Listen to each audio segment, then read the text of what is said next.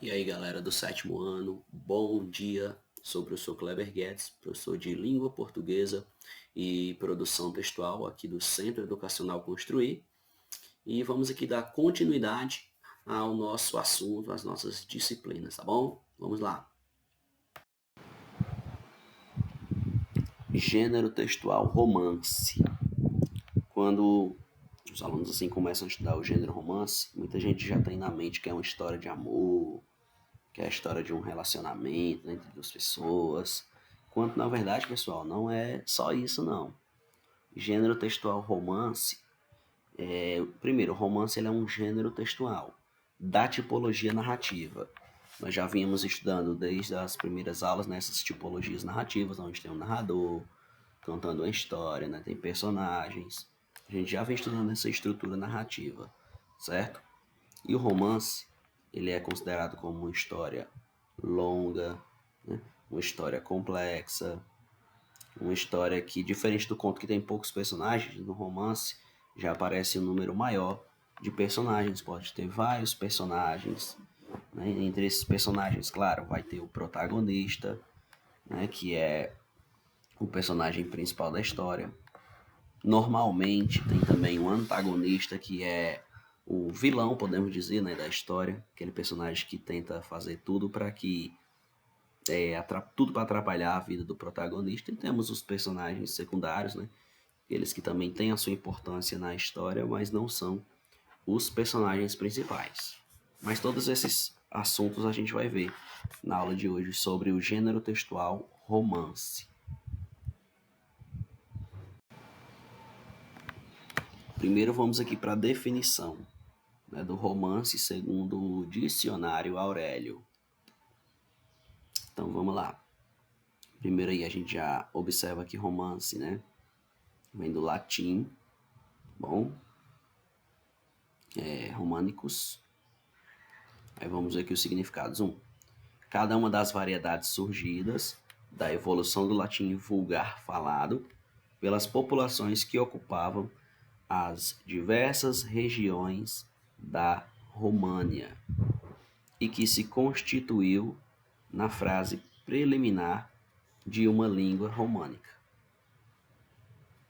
Temos aqui um segundo significado, língua românica, por oposição ao latim românico. Então, esse termo românico, né, veio da linguagem falada em Roma, né, também uma variação linguística, né, que vem de Roma, um latim vulgar, popular, falado pelo povão.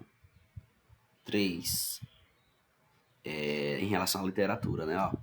Agora, esse aqui é o que interessa pra gente, tá bom, galera? O significado 3 e o significado 4. Tá bom? O significado 3, em relação à literatura, é uma descrição longa, né, das ações e dos sentimentos de personagens fictícios numa transposição da vida para um plano artístico. Então, esse significado é o que de fato vai interessar pra gente, porque nós estamos estudando, de certo modo, né, literatura, né? Redação, literatura. Nós estamos estudando gênero textual, redação, certo? E como é uma narrativa, vão ter personagens fictícios, também estamos estudando literatura. O significado quadro diz literatura popular brasileira, né? Restrito ao folheto impresso de mais de 16 páginas, especialmente os assuntos amorosos. Sim, como eu disse, né? O romance também pode ser de uma história de amor. Porém, não é a única temática que o romance aborda, né? Tem romance de ficção, romance de amor mesmo, né? Romance romântico. Vão ter romances de terror. Por quê, professor? Romance de terror? Porque romance, galera, é uma história. Romance é uma narrativa, né? Que dentro dessa narrativa vai ter descrição também. Uma narrativa longa, com muitos personagens. E o tema dessa narrativa pode ser diversos temas, tá bom? E tem também o significado 5, né, que é o que a maioria das pessoas associam a romance, né, que é tipo namoro, né, um caso, tá bom? Então, galera, não é esse significado que a gente vai usar na aula de hoje. O significado da aula de hoje é um romance de uma narrativa, de uma história literária, tá bom? Um gênero textual.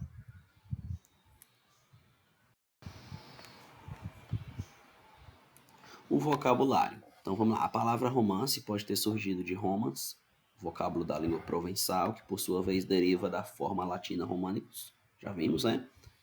E romanes, a hipótese mais convincente, que designava qualquer obra escrita em romanço, língua falada nas regiões ocupadas pelos romanos e que já se diferenciava do latim. Né? Destas hipóteses apresentadas, vem o termo primitivo romanço, que passou a rotular obras de cunho popular e folclórico. E como estas eram de caráter predominantemente imaginativo e fantasista, o termo servia para caracterizar essas narrativas, tanto em prosa como em verso. Daí o caráter ficcional do romance. Então, como a gente já percebe, romance, histórias fictícias que foram criadas, que foram inventadas. Aí o autor, o escritor, ele também cria personagens, certo? E aí ele vai colocando elementos no seu texto. E como a gente viu também, tem a característica, né, de ter no mínimo 16 páginas. Então, como eu já havia falado para vocês, o romance é uma narrativa, só que não é tão curta. Assim como o conto ele é curto, né? O romance já é uma história mais complexa, tá bom?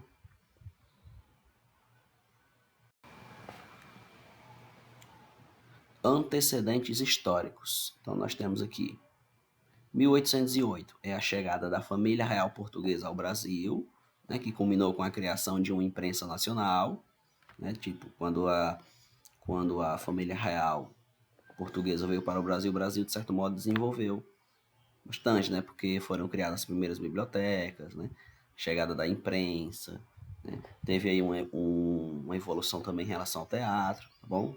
Tudo isso vocês vão estudar no ensino médio de literatura. Em 1822 teve a independência política do Brasil. Em 1830, os romances estrangeiros se popularizaram pela cidade do Rio de Janeiro.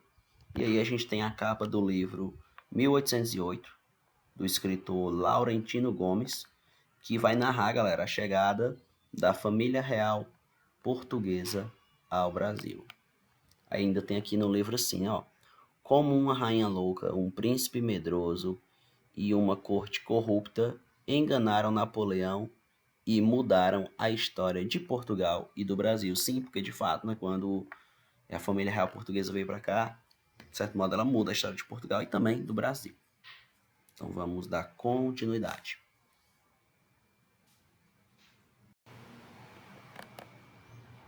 Romance. Romance prosa, mais ou menos longa, na qual se narram fatos imaginários, às vezes inspirados em histórias reais, cujo centro de interesse pode estar no relato de aventuras, no estudo de costumes ou tipos psicológicos na crítica social. Então esse aí vai ser mais um significado do termo romance, né? No dicionário Oasis Eletrônico, se você for procurar, você vai encontrar algo semelhante a isso.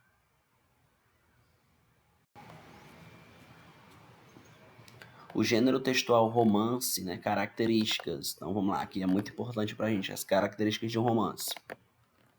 O romance caracteriza-se por ser uma narrativa longa, com muitos personagens. O espaço ali é variado, porque tipo, a história não se passa em um só lugar. A história pode se passar em alguns lugares diferentes, tá bom?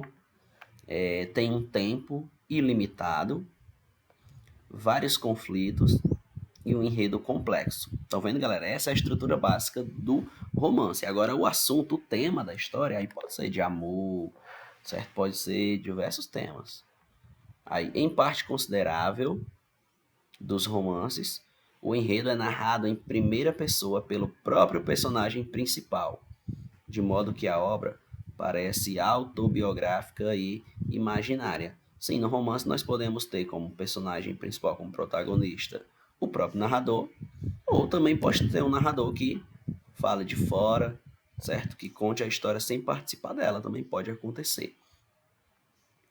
Em grande parte dos romances do século XIX, o romancista narrador intervém frequentemente na narração, interrompendo-a por meio de reflexões sobre os acontecimentos e os personagens. Ou seja, o narrador, nesse caso, ele vai contando a história e vez ou outra ele para ali e faz ali um comentário sobre aquilo que ele está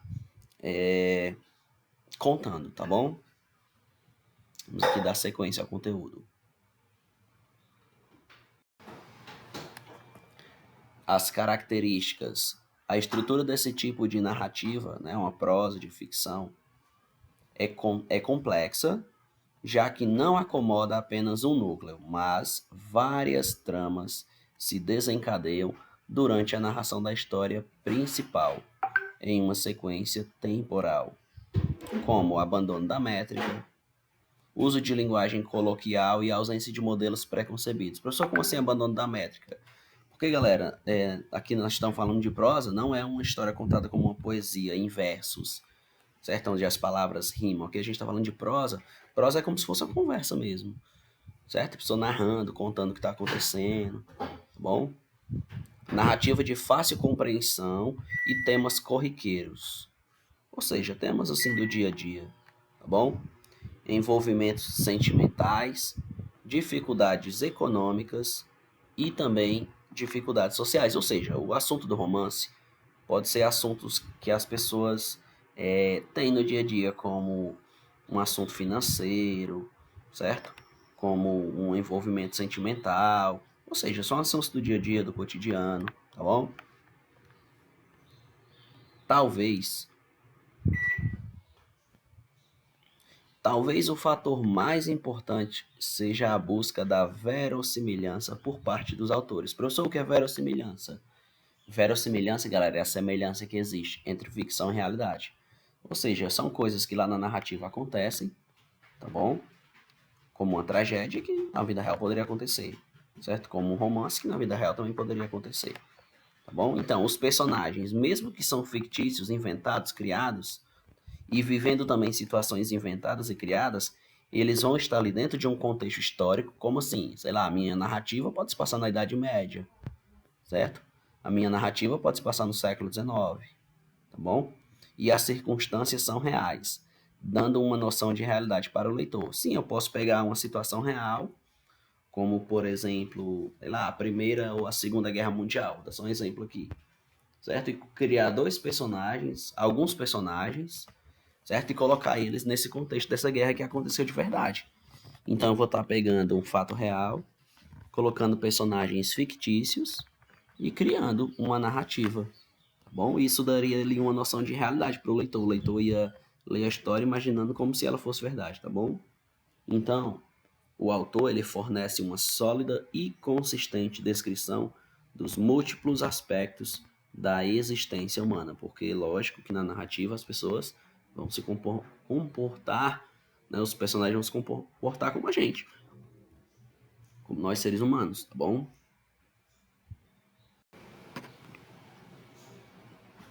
O romance no Brasil. Os romances estrangeiros, marcados por lances melodramáticos e finais felizes, caíram no gosto dos jovens da corte. Então aqui a gente está falando ainda no período do Brasil colonial, certo? Imaginem, pessoal, que é um período que não existia rádio, televisão, internet. Então, aqui a literatura, os livros, eram um dos principais meios de entretenimento para as pessoas, para passar o tempo. Bom, as pessoas se envolviam naquela história, certo? Queriam saber o que ia acontecer, certo? Iam lendo a história, tá bom? Então, eles eram traduzidos principalmente do francês e publicados em jornais na forma de folhetins. Como assim? Ó, aqui a situação dos folhetins é muito importante para a gente entender a literatura. Hoje, você vai ali na livraria, na Saraiva, numa livraria, e você compra a obra que você quer, o romance que você quer, o livro que você quer. Um livro lá com 100 páginas, 200 páginas, 300 páginas, você compra o livro completinho, certo? Para você ler ali quando você quiser, quando você tiver com tempo. Nessa época, os livros eles eram publicados no jornal em forma de folhetim. Como assim? O escritor, em cada dia, né, diariamente ou semanalmente, ele publicava uma parte da obra, certo? Ali no jornal. E as pessoas iam comprar o jornal para ficarem por dentro das notícias do que estava acontecendo, mas também para ler o folhetim, certo? Que tinha uma parte do jornal que era destinada ao folhetim. E ali as pessoas iam ler a história, o que aconteceu com aquele personagem, né? Tipo, todo mundo comentava. Ei, você viu onde foi que parou? Você leu tal? Interessante, o que será que vai acontecer? Ah, eu acho que vai acontecer isso. As pessoas iam comentando na rua. E as pessoas ali ficavam curiosas para saber o que ia acontecer e no outro dia comprava de novo, certo? Então a obra literária ela era acompanhada pela sociedade. As pessoas iam lendo, iam debatendo, iam conversando, certo? E o escritor, claro, né, ia escrevendo a obra de acordo com o gosto do público. Ele tinha que dar um final ali que o público gostasse. Então, normalmente, o final era feliz, viu? Então, vamos continuando.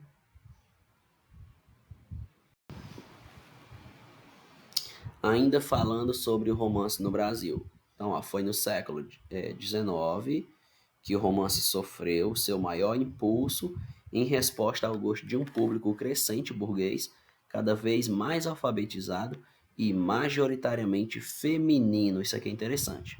Que apreciava a fruição das experiências sentimentais individuais e os quadros realistas dos costumes da época. Então, olha, como a gente está falando aqui de século XIX, de uma sociedade ainda com pensamentos arcaicos, muitas vezes até machistas, as mulheres ficavam mais em casa.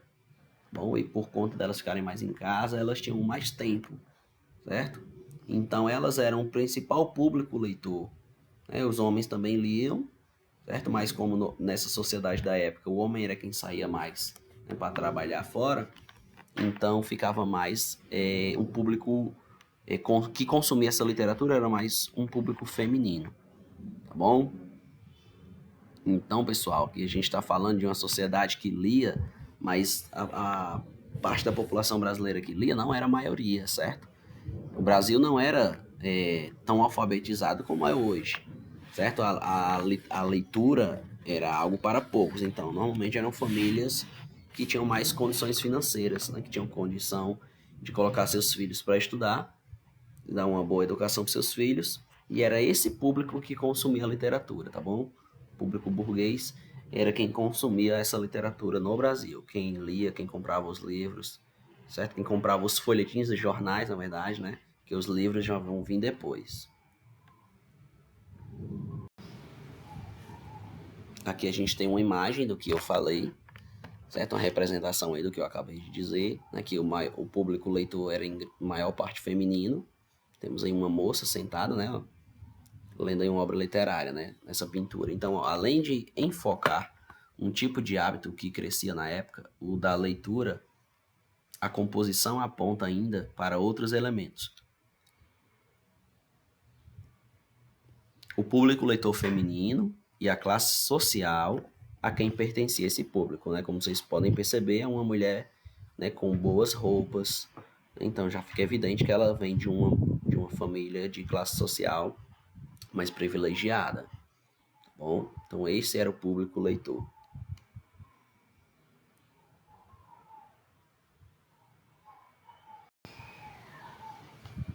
Então vamos falar mais sobre esses folhetins que vocês devem ter ficado curiosos. Então, os folhetins ontem, ó. Publicação era diária ou semanal, como eu já falei, né? Ampliava o público leitor, principalmente mulheres, né? Tipo, cada vez mais as pessoas iam comprando livro, mas ia aumentando o número de pessoas que liam, tá bom? A invenção dos ganchos, certo? Ou seja, tipo, a história acabava hoje, o capítulo hoje do folhetim, eu comprava hoje, lia, e já ficava um gancho para amanhã. Eita, acabou numa parte importante. Amanhã vai acontecer o quê? Era a estratégia que os leitores tinham para fazer com que as pessoas ficassem, né, presas ali àquela obra. Isso acontece hoje também nas novelas, nas séries. Né? Quando acaba um episódio, já fica ali um mistério do próximo, né? Você fica curioso. Quando acaba a novela, o episódio da novela acaba ali num momento ali que, eita, o que será que vai acontecer amanhã, né? Aí nós temos aqui século XX, né? Extinção. Ou seja, no século XX, os folhetins eles acabam e agora eles passam a ser publicados em um livro normal, né? Como a gente conhece hoje, né? Um romance, um livro já, a história completinha, né? 1970, nova tentativa. Então vamos seguindo adiante. Ainda falando dos folhetins. O romance de folhetim ou folhetim, romance de aventuras, cheio de surpresas e percalços, surgia na França no início do século XIX, junto ao nascimento da imprensa. Né? Foi importado para o Brasil logo depois fazendo enorme sucesso na segunda metade do século XIX, principalmente entre as mulheres, né? Eram publicados em episódios em jornais da capital do Império, no Rio de Janeiro.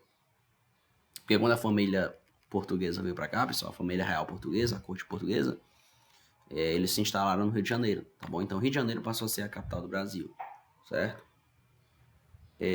Como uma novela da TV, por esse motivo, as novelas também são conhecidas como folhetins. Então, como eu disse, o romance é como se fosse novela, né? Na novela não tem os episódios. Aqui no romance de folhetim também, né? Cada dia tinha um episódio.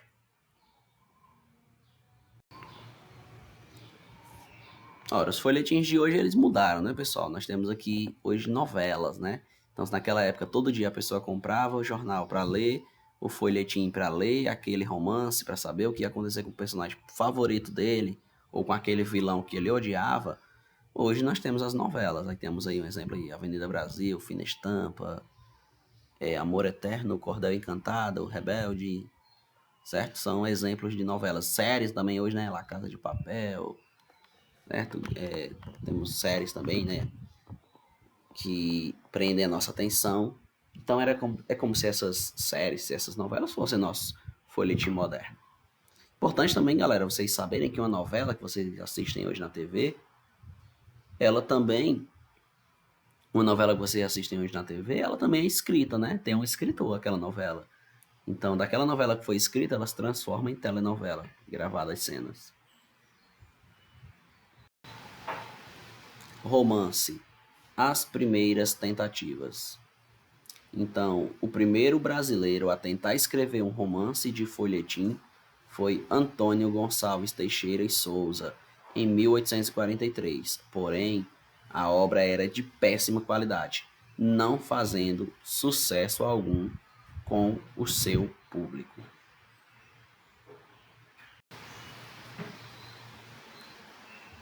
Autores de romances do século XIX.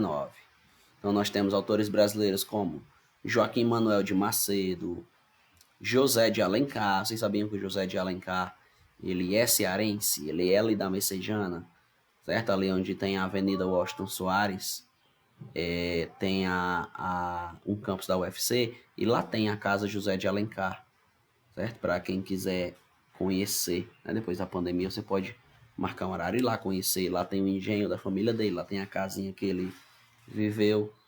Bom, foi um dos grandes escritores do Ceará, que inclusive escreveu a obra Iracema, certa obra Guarani, escreveu várias obras aí voltadas para uma linguagem voltada para o indígena, tá bom? Inclusive, né, pessoal, essa obra ficou tão famosa que hoje nós temos vários pontos turísticos aqui em Fortaleza por conta desse livro Iracema, como por exemplo aqui na Messejana mesmo, a Lagoa da Messejana tem a estátua da Iracema. A Praia da Iracema, né, foi intitulada assim por conta do livro José de Alencar. Bom, também temos aí o escritor Machado de Assis, certo? Que é considerado por muitos como o maior escritor, né, de todos os tempos no Brasil. Bom, Manuel Antônio de Almeida, Lima Barreto, né, que também é considerado como um dos maiores do Brasil. Dentre outros, tiveram vários outros escritores, né? Tiveram obras suas publicadas em folhetins e depois, né, serem editadas em livros. Ou seja, os escritores também escreviam no jornal ali no folhetim, porque ele tinha que se sustentar, né? É dali que ele tirava o seu sustento. As pessoas compravam o jornal, de certo modo, o folhetim dele estava ali também, ele ganhava uma porcentagem. E depois, essas obras elas foram organizadas em livros mesmo, né? Em romances completos, tá bom? Mais adiante a gente vai ver a caricatura de alguns desses escritores, caso isso tenha causado curiosidade em vocês. Joaquim Manuel de Macedo. Interessante também depois, se vocês quiserem pesquisar a biografia desses escritores, ou até mesmo obras desses escritores, certo? Para vocês lerem. O fato é que no ensino médio, vocês em literatura vão estudar todos esses escritores, certo? E as principais obras deles. José de Alencar, certo? Que é um dos mais geniais da literatura brasileira.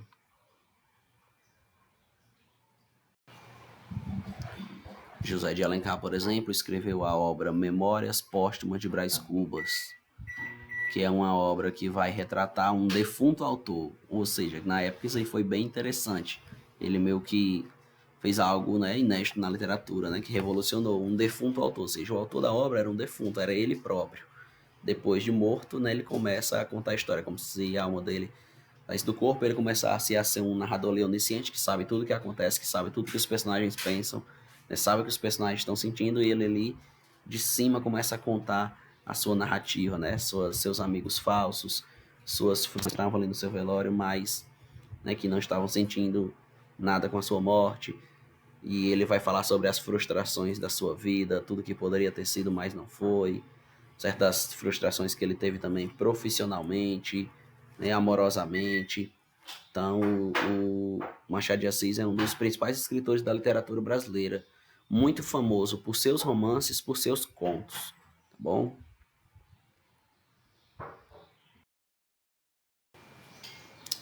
Manuel Antônio de Almeida, outro escritor super importante. Lima Barreto, certo? Que foi um escritor também excepcional, porém ele tinha muitos problemas com bebidas alcoólicas, certo? E morreu muito jovem, em decorrência dessas doenças, certo? Que ele teve. Ele foi um funcionário público, ele sofreu também bastante preconceito por conta de não vir assim de uma família de posses, né? Ele era um homem de família humilde, né? Ele, através de sua força de vontade, seus estudos, ele foi funcionário público no Brasil. Ele também era de cor parda, né? Moreno, pardo. Nem também isso fez com que ele também sofresse bastante preconceito. Bom, a sociedade da época era uma sociedade bem racista, bem mais do que a gente tem hoje. E ele é um escritor genial, só que teve uma carreira curta, certo? Não teve tantas obras assim, porque como eu falei, né? Ele não viveu até a idade até se tornar um idoso, né? Então ele morreu jovem, certo? Então ele tem uma biografia excepcional e tem obras literárias também excepcionais. Como, por exemplo, Triste Fim de Policarpo Quaresma, né? Pois vocês podem pesquisar as principais obras dele também no decorrer desse bimestre. A gente pode também até estudar algumas obras do escritor Lima Barreto. Tchau, tchau e até a próxima.